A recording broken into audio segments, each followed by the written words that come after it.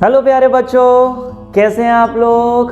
बच्चे आज हम स्टार्ट कर रहे हैं क्लास 10th का फिजिक्स का चैप्टर रिफ्रैक्शन ऑफ लाइट का लेक्चर नंबर 3, जिसमें आज हम डिस्कस करने वाले हैं रिफ्रैक्शन थ्रू ग्लास स्लैब, जिसमें मैं आपको बताऊंगा लेटरल डिस्प्लेसमेंट क्या होती है। साथ में एक बोनस टॉपिक है that is refraction through multiple media और थोड़े बहुत न्यूमेरिकल्स। फिलहाल इससे पहले इस चैप्टर में मैंने आपको फर्स्ट और सेकंड पार्ट ऑलरेडी दे चुका हूं, जिसमें मैंने रिफ्रैक्शन क्या होता है डिस्कस किया था।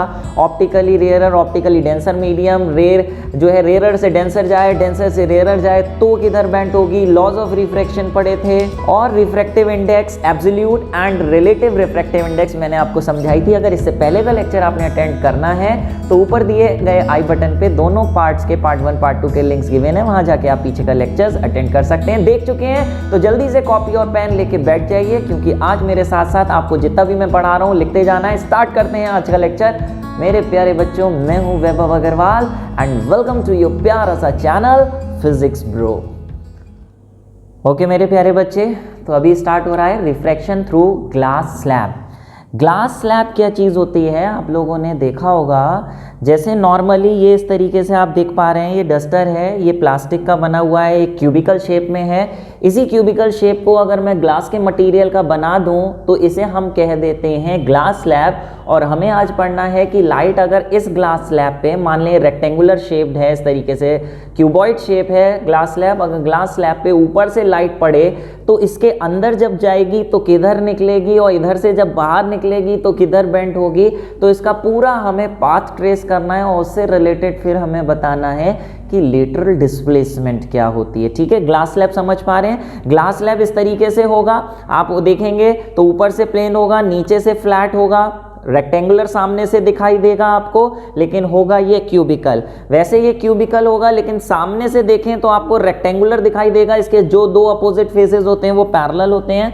तो अगर मैं इसको बोर्ड पे बनाऊं तो किस तरीके से बनाऊंगा, सामने से आप देखेंगे तो ये कुछ आपको इस तरीके का दिखाई देगा। ठीक है, ये ग्लास स्लैब से जब लाइट रे पास होगी ऊपर से आती हुई, बाहर एयर मान लें, अंदर ग्लास है, फिर वापस एयर है, तो एयर से ग्लास, ग्लास से एयर, दो और रिफ्रैक्शन होगा। उसका पाथ कैसा होगा वो अपने लोगों को ट्रेस करना है। तो चलिए, आपको पता है एयर और ग्लास में एयर रेयरर मीडियम है, ग्लास डेंसर मीडियम है।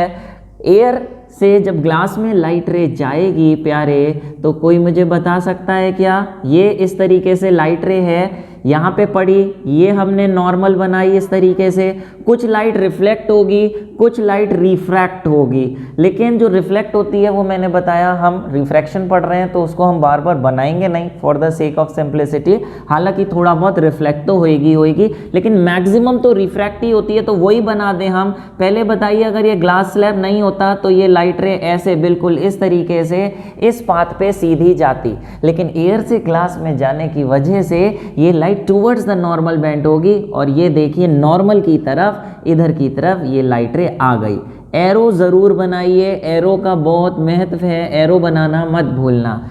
लेकिन जब ये लाइट रे एयर से ग्लास में गई तो टुवर्ड्स नॉर्मल बेंट हुई थी, लेकिन यहाँ पर आप देख पा रहे हैं लाइट की फिर से बेंडिंग होगी, क्योंकि लाइट का मीडियम फिर से चेंज हो रहा है। फिर से लाइट का मीडियम चेंज हो रहा है। लाइट जब यहाँ पहुँचेगी तो ग्लास से एयर फिर ये जा रही है, तो अभी ग्लास डेंसर है, एयर रेयरर है, तो ग्लास से एयर, डेंसर से रेयरर कहाँ जाती है, उसके लिए पहले आप नॉर्मल बनाइए। और आपको मालूम है डेंसर से रेयरर जाना इसे सीधे था ऐसे, लेकिन ये अवे फ्रॉम नॉर्मल उधर की तरफ बेंट हो जाएगी, अवे फ्रॉम नॉर्मल। लेकिन जो अवे फ्रॉम नॉर्मल बेंट होगी, अवे फ्रॉम नॉर्मल तो ऐसी भी बना सकते हैं, ऐसी भी बना सकते हैं, ऐसी भी बना सकते हैं, सारी की सारी अवे फ्रॉम नॉर्मल हैं।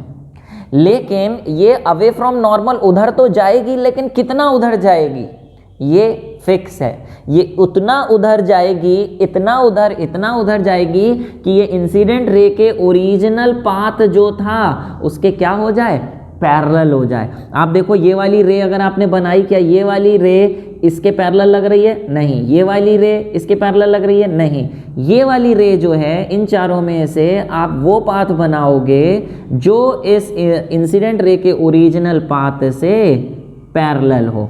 ठीक है, पैरेलल दिख रही है सामने, ठीक है, लगभग पैरेलल ही दिख रही है। चलिए थोड़ा सा और बना देता हूँ, इस तरीके से ये ऐसे चली जाएगी। ठीक है मेरे प्यारे बच्चों, तो ये जो रे है ये इसे हम कहेंगे इंसिडेंट रे, इंसिडेंट रे। ठीक है, ये वाली को हम कहेंगे रिफ्रैक्टेड रे, क्योंकि ये रिफ्रैक्ट होके आई और फाइनली जो रे निकलती है इसे हम कहते हैं इमर्जेंट रे, इमर्जेंट रे।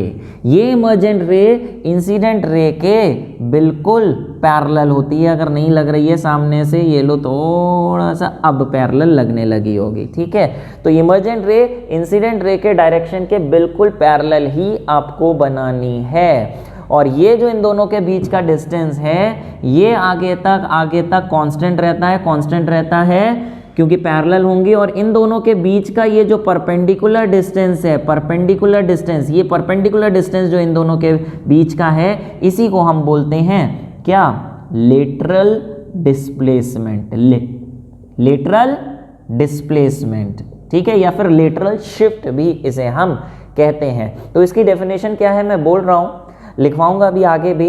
The perpendicular distance between the incident ray produced forward and the emergent ray, emergent रे and the incident ray produce forward के बीच का perpendicular distance is called lateral displacement. अभी स्क्रीन पे आगे लिख के आएगा, फिलहाल अभी इसमें ये देखिए कि ये एंगल ऑफ इंसिडेंस है ना, इंसिडेंट रे का नॉर्मल के साथ, रिफ्रैक्टेड रे का नॉर्मल के साथ जो एंगल होगा इसे एंगल ऑफ रिफ्रैक्शन कहेंगे। और इमर्जेंट रे का नॉर्मल के साथ यहां जितना एंगल होगा इसे हम कहते हैं एंगल ऑफ इमर्जेंस। क्या लिख लो, एंगल ऑफ इमर्जेंस। क्या कोई मुझे ये बता सकता है कि ये वाला एंगल कितना होगा रिफ्रैक्टेड रे का नॉर्मल के साथ?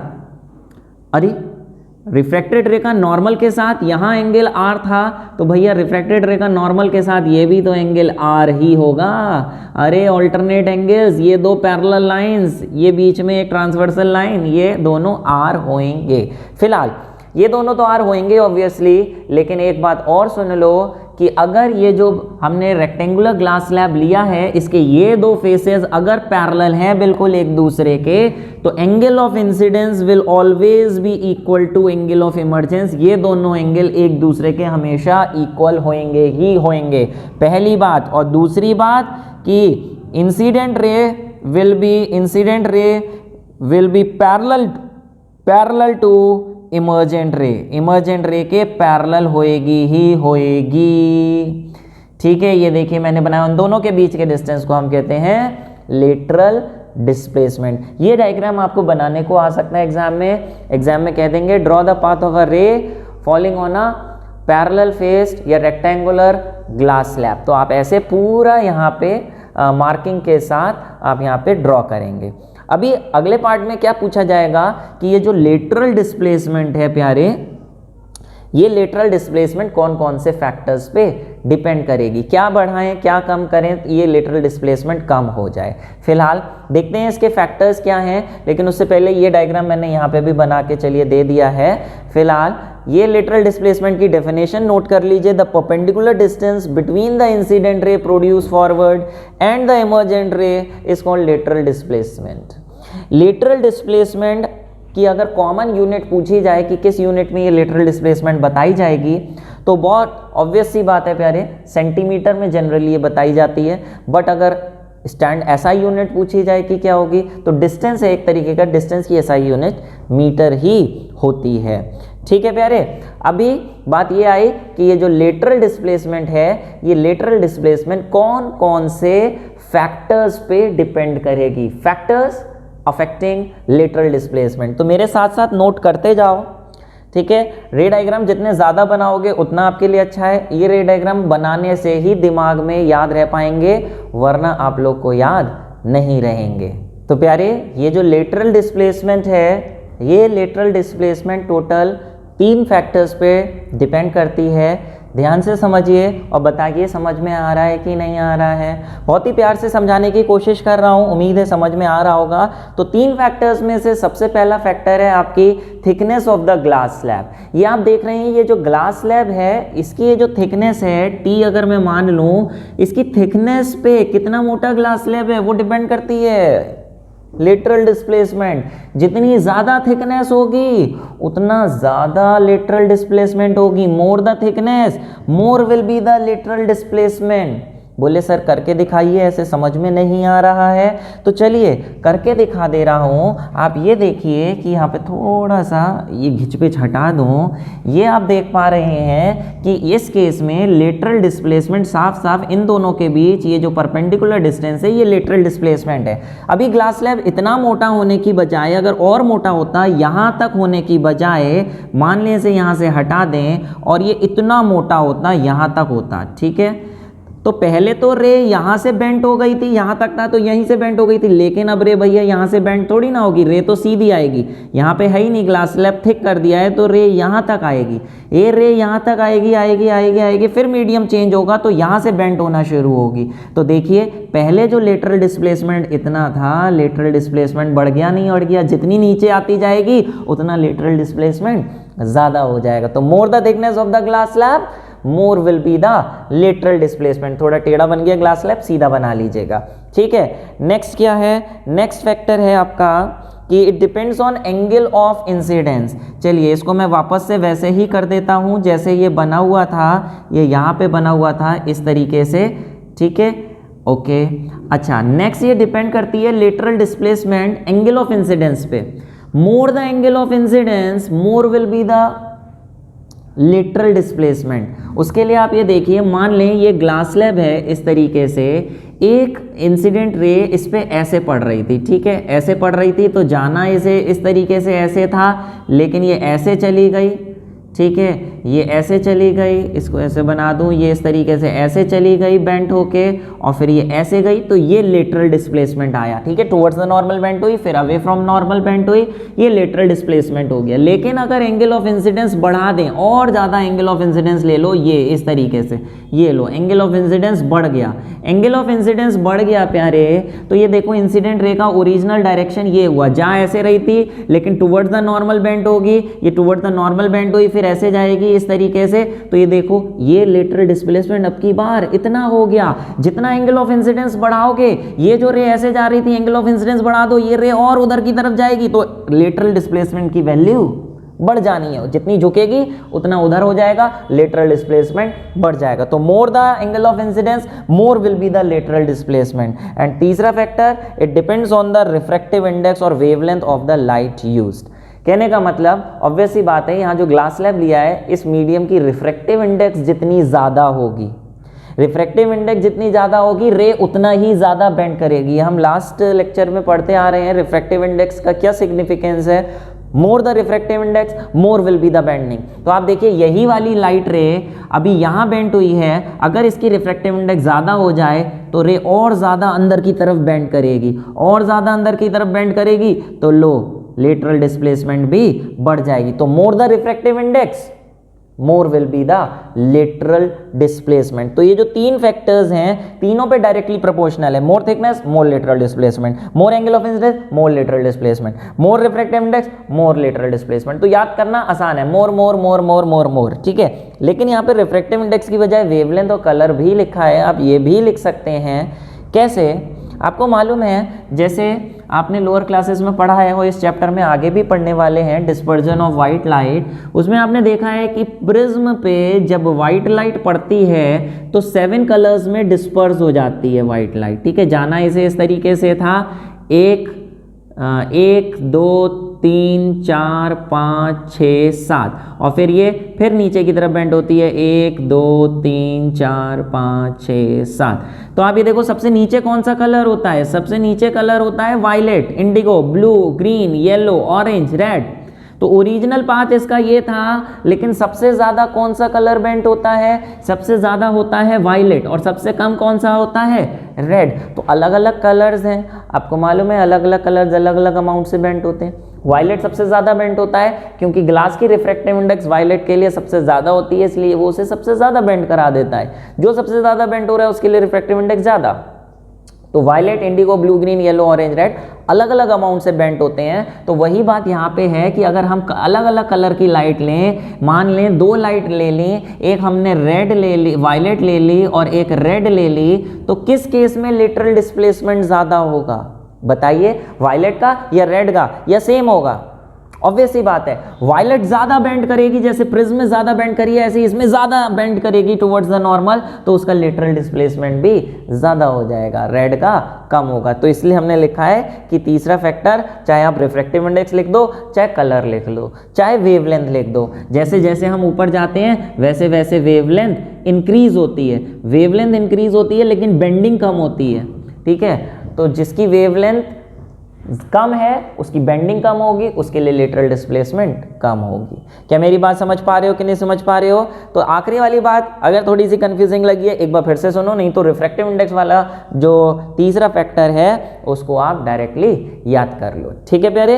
वो तो समझ ही गए होगे रिफ्रैक्टिव इंडेक्स पे कैसे डिपेंड करती है। तो चलिए ये नोट कर लीजिए, फिर देखते हैं अगला टॉपिक। नेक्स्ट बात I case of light falling normally on a glass slab.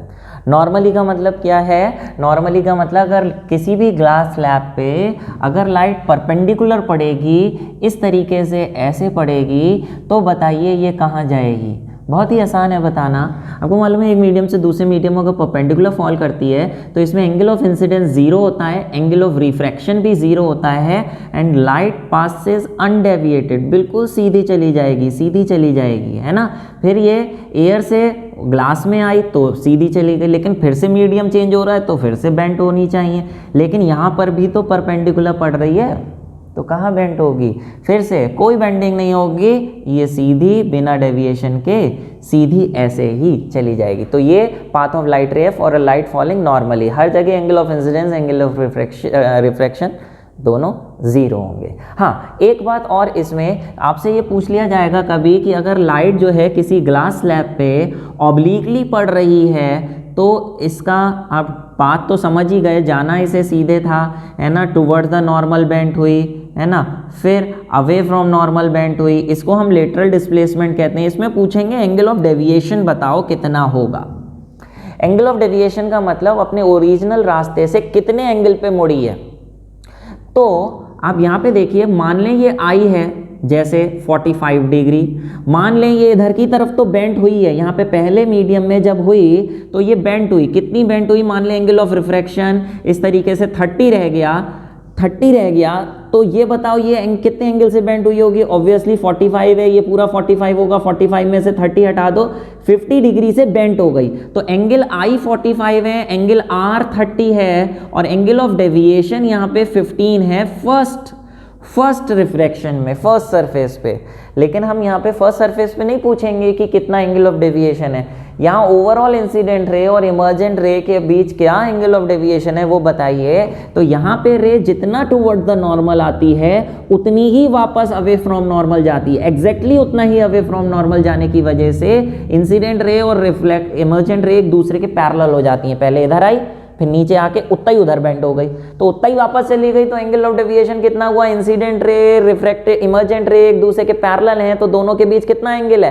Parallel raise के बीच 0 डिग्री एंगल होता है। तो यहाँ पे याद रखना angle of deviation between incident and emergent ray will B 0 degree, ये बेंट नहीं होती है। एक रिफ्रैक्शन एक सरफेस पे होती है, दूसरे सरफेस पे, लेकिन एक पे टुवर्ड्स जितना हुई उतना ही दूसरा अवे फ्रॉम नॉर्मल हो गई, इस वजह से एंगल ऑफ डेविएशन 0 हो जाता है। ठीक है प्यारे, चलिए तो एक टॉपिक मैं आपको इसके अलावा और बता रहा हूँ, रिफ्रैक्शन थ्रू मल्टीपल मीडिया। ये बुक में अलग से नहीं है बट ये बहुत ही इंपॉर्टेंट टॉपिक है, बोनस टॉपिक है, ध्यान से समझिएगा। इससे एक फॉर्मूला निकल के आने वाला है जो न्यूमेरिकल्स में काफ़ी हेल्प करेगा। Let's see the next topic, refraction through multiple media. इसका क्या मतलब है? जैसे अभी आपने देखा कि लाइट रे 2 मीडियम से पास हुई थी, पहले एयर से ग्लास में जब ग्लास स्लैब में गई थी, फिर ग्लास से वापस एयर में, तो 2 जगह इसकी बेंडिंग हुई। लेकिन अभी हमें पढ़ना है कि अगर मल्टीपल मीडिया, एक मीडियम से दूसरे मीडियम गई, दूसरे से तीसरे गई, तीसरे चौथे गई, चौथे से 5 में गई, तो ये मल्टीपल मीडिया हो जाते हैं। कई सारे मीडियम्स की प्लूरल फॉर्म होती है मीडिया। तो कई सारे मीडिया से जा रही है अगर, तो उसका पाथ क्या होगा और उससे एक फॉर्मूला निकलेगा, वो क्या होगा रिफ्रैक्टिव इंडेक्स का, वो हमने निकालना है। लेकिन 4-5 लेने की बजाय मैक्सिमम हम यहाँ पे 3 मीडिया ले रहे हैं और वही आपको करने हैं। और 3 का अगर आ गया तो 4-5 कितने भी अंडरस्टूड आप अपने आप फॉर्मूला बना देंगे। ठीक है, तो 3 मीडिया हम यहाँ पे ले रहे हैं। जैसे कि मान लें कि सबसे पहले इस तरीके से लाइट है, ऊपर एयर है ना, फिर उसके बाद गई यहाँ पे, फिर कौन सा मीडियम आ गया, मान लें वाटर आ गया। ठीक है, फिर उसके बाद कौन सा मीडियम आ गया, फिर ग्लास आ गया। चलिए, फिर कौन सा मीडियम आ गया, वापस से एयर आ गया। जब भी हम मल्टीपल मीडिया की बात करेंगे तो ऐसा ज़रूर यहाँ पे हम करने वाले हैं कि जिस मीडियम से आई है उसी मीडियम में वापस जाए, तो एक फॉर्मूला जनरेट होता है। क्या वो हम देखेंगे, लेकिन ग्लास लैब में था वो भी तो यही हुआ था, एयर था फिर ग्लास थी फिर एयर आ गई थी, नहीं आ गई थी। तो वही हम यहाँ पे कर रहे हैं, वापस से एयर आ जाएगी, बीच में कुछ मल्टीपल मीडिया आ गए हैं, तो क्या पाथ फॉलो करेगी, लेट्स सी। ठीक है ना। लेकिन एक बात है कि एयर और वाटर में बताइए, अगर लाइट एयर से वाटर में जाएगी तो कहाँ बेंड होगी। ये लाइट रे आ रही थी, एरो बनाना बहुत ज़रूरी है। ये मैंने नॉर्मल बनाई इस तरीके से। ठीक है, जाना इसे सीधे था ऐसे। ठीक है, लेकिन एयर से वाटर, एयर रेयरर है साफ साफ और वाटर डेंसर मीडियम है। एयर से डेंसर है, रेयरर से denser towards the normal bend होती है या वे कहाँ बेंड होती है, जल्दी बताओ। Yes, towards the normal, towards the normal bend होगी। ये लीजिए, टुवर्ड्स द नॉर्मल बेंड कर दी। ठीक है, ये देखिए टुवर्ड्स द नॉर्मल आ गई। ओके, अभी थोड़ी सी गोल घूमी हुई लग रही है, सीधी कर दो। हाथ से बनाने में थोड़ा सा ये है कि टेढ़ा बिच्छा हो जाता है। कोशिश करते हैं कि सीधी बने, लेकिन कभी कभी टेढ़ी हो जाती है। ये वाली भी टेढ़ी जा रही है, इसे सीधा करना चाहिए। ये लीजिए, और अभी इसको भी सीधा करके बनाते हैं। ठीक है, ये इसको, ये गया, ये गया, ये गया, ये गया, ये गया, ये गया, ये गया, ये गया, ये अभी सही है। ठीक है, ओके। तो ये देखिए, ये जाना अब वाटर से ग्लास में जब यहाँ आएगी तो फिर से यहाँ पे मीडियम चेंज हो रहा है, तो फिर से बेंड होगी, फिर से बेंड होगी। तो भैया फिर से हमें यहाँ पे बेंडिंग दिखाएंगे। वाटर से ग्लास की अगर बात करें तो ग्लास वाटर के कंपैरिजन में एक डेंसर मीडियम है, ऊपर रेयरर हो गया, रेयरर से डेंसर फिर कहाँ बेंड होगी, फिर से टुवर्ड्स द नॉर्मल बेंड होगी। जाना इसे सीधे था लेकिन टुवर्ड्स द नॉर्मल बेंड हो गई, ये लीजिए। ठीक है, अब फिर ग्लास से एयर आई तो फिर बेंड होगी। अब ग्लास से एयर में एयर रेयरर है और ग्लास डेंसर है, और डेंसर से रेयरर जाने पर अभी ये बेंड होगी away from normal, away from normal, उधर की तरफ जाएगी। लेकिन पता है कितना उधर की तरफ जाएगी, क्योंकि जिस मीडियम से आ रही थी उसी मीडियम में वापस आ रही है। तो बीच में चाहे 50 मीडियम भी हो जाएं, लेकिन जिस मीडियम से आ रही थी अगर उसी मीडियम में वापस जा रही है तो ये निश्चित तय बात है कि फाइनल जो इमर्जेंट रे होगी वो इंसिडेंट रे के पैरेलल ही होगी, पैरेलल ही जाएगी, कितने भी मीडियम बीच में आ जाएं। तो ये इंसिडेंट रे हो गई।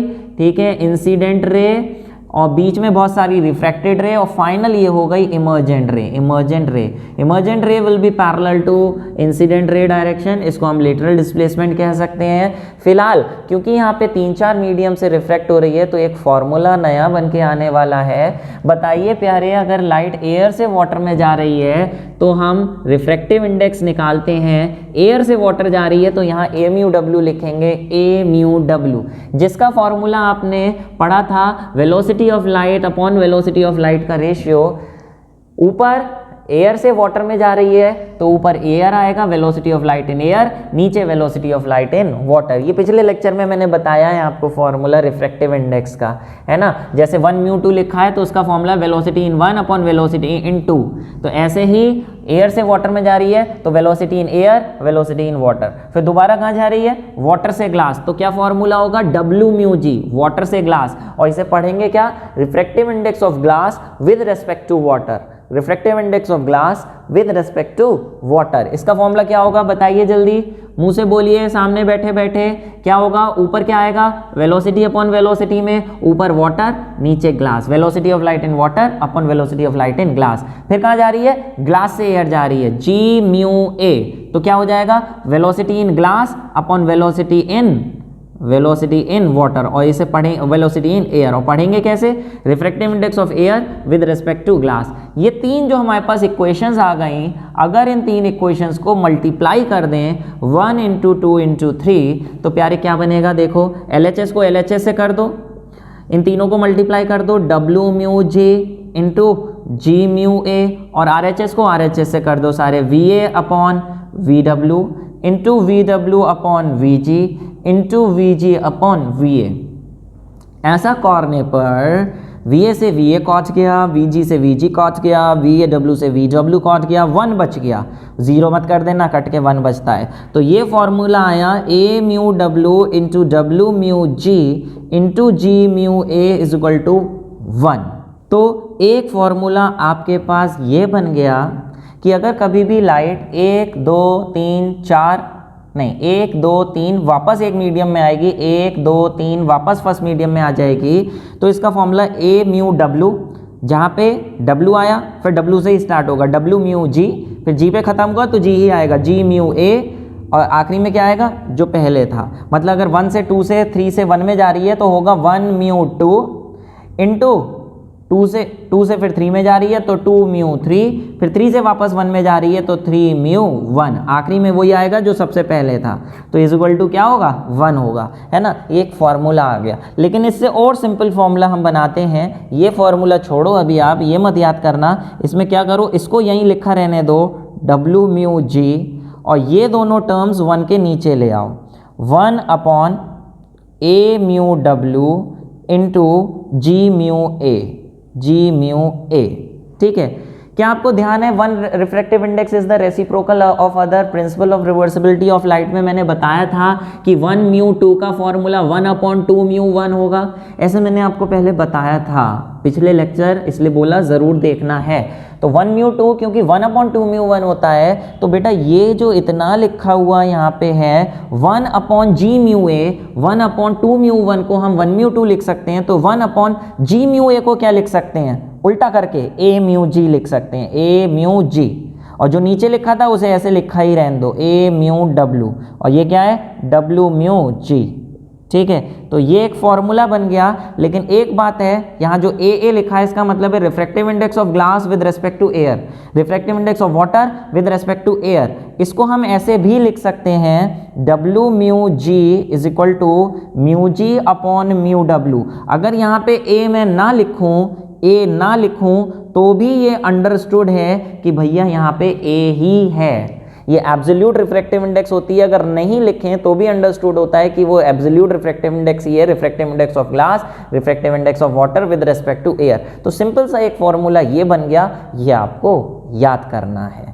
तो इसमें एक नई बात क्या आ रही है, वो ये आ रही है कि एक नया फॉर्मूला निकला है रिलेटिव रिफ्रैक्टिव इंडेक्स का। आपने जो रिफ्रैक्टिव इंडेक्स का, रिलेटिव रिफ्रैक्टिव इंडेक्स का एक फॉर्मूला पहले पढ़ा था, वो फॉर्मूला आपने क्या पढ़ा था अभी बता रहा हूँ, चलिए यहाँ लिखते हैं। एक आपने रिलेटिव रिफ्रैक्टिव इंडेक्स का फॉर्मूला ये पढ़ा था W म्यू G का वेलोसिटी के टर्म्स में, ये देखो W से ग्लास में जा रही है तो जो पहले लिखा है वो ऊपर, जो बाद में लिखा है वो नीचे। W mu G is equal to VW upon VG, ये देखो यहाँ लिखा भी है, ये लिखा भी है हमने पहले, है ना। ये जो फॉर्मूला था रिफ्रैक्टिव इंडेक्स का, रिलेटिव रिफ्रैक्टिव इंडेक्स का, ये रेशियो के टर्म्स में था, वो भी वेलोसिटी के, वेलोसिटी अपॉन वेलोसिटी।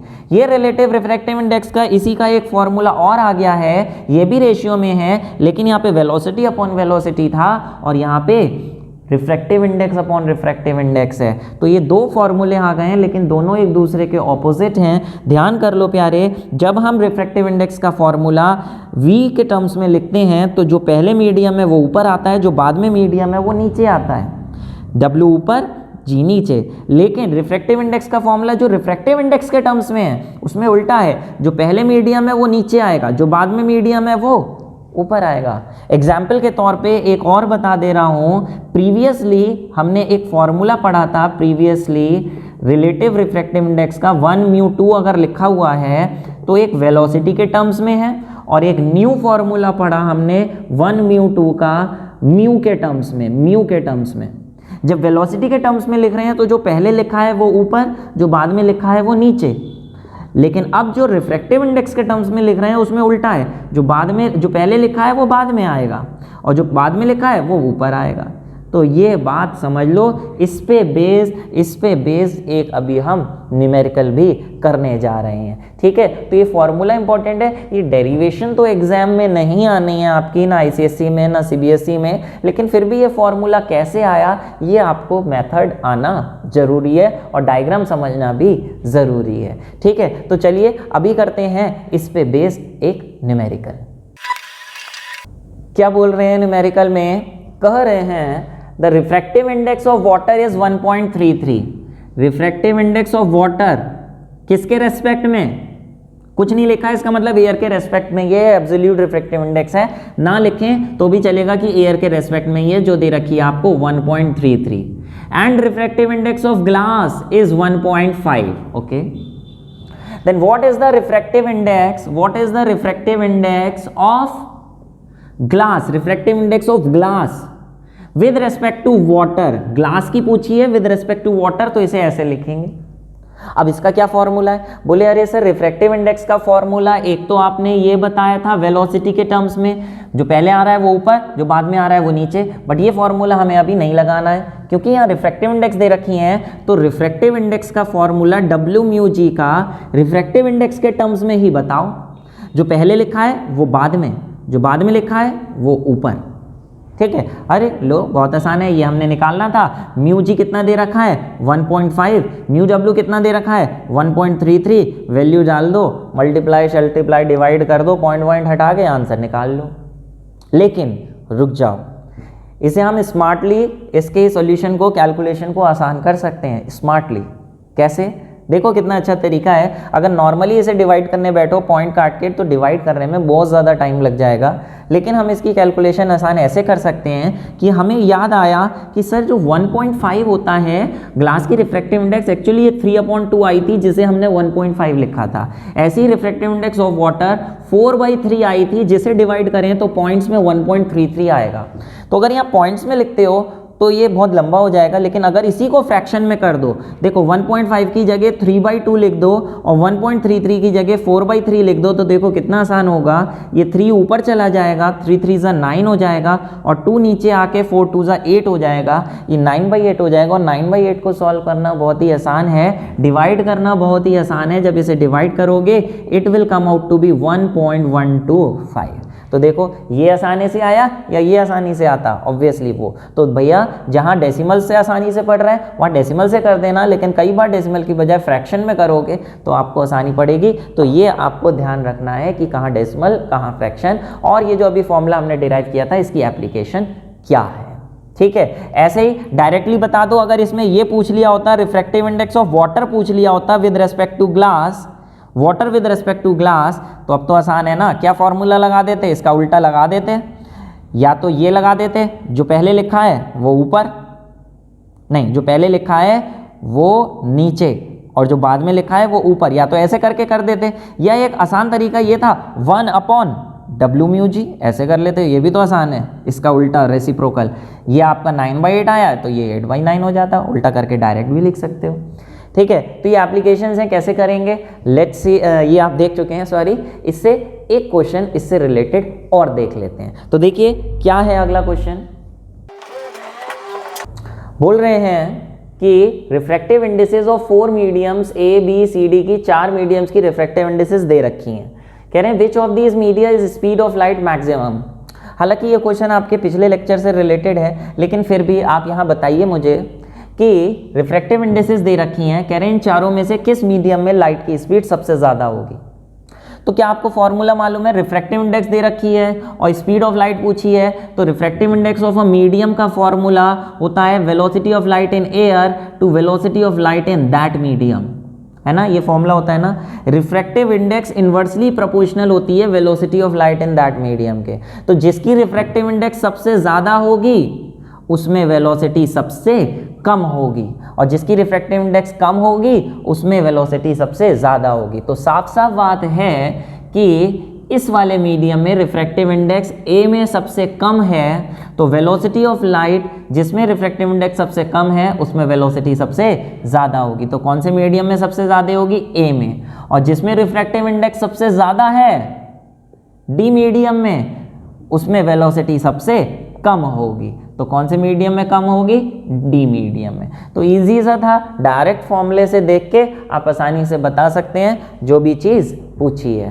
तो ये बताइए प्यारे, जो भी आज का लेक्चर था इजी था कि नहीं था? छोटा सा लेक्चर है, उम्मीद है समझ में आया होगा। एक आपके सामने आ रहा है अभी क्विज का क्वेश्चन, वो करे बिना मत जाना, ये स्क्रीन पे आ गया है आपके सामने एक क्विज का क्वेश्चन, जिसका आंसर आपको करना है by typing the your correct answer, your answer in the comment box. 4 options दे रखे हैं, कह रहे हैं ray does not bend at the boundary in one medium to other medium, तो उस केस में एंगल ऑफ इंसिडेंस क्या रहा होगा? बहुत ही छोटा सा क्वेश्चन है, बहुत ही आसान क्वेश्चन है, ध्यान से देखिए और आंसर करिए। कमेंट बॉक्स में मुझे टाइप करके ज़रूर बताइए, मैं बताऊंगा सही है कि नहीं है। ठीक है प्यारे, तो चलिए ये आपका आज का लेक्चर था। तो जैसा है समझ में आया है, कैसा लगा है तो कमेंट बॉक्स में टाइप करके बताओ।